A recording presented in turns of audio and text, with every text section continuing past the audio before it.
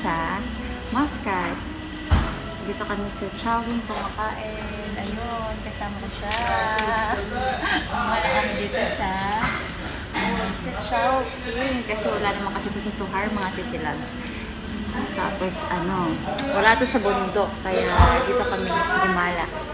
Nagsawa na kasi kami sa sa KFC. Kaya dito kami ngayon sa walang tao. Walang tao mga sisilabs. Kasi late na din kasi yung lunch namin. Mag-aalas 3 na. So, kami lang ang kakain. Naghintay kami sa order namin. Spaghetti ba yan? Chicken. Spaghetti.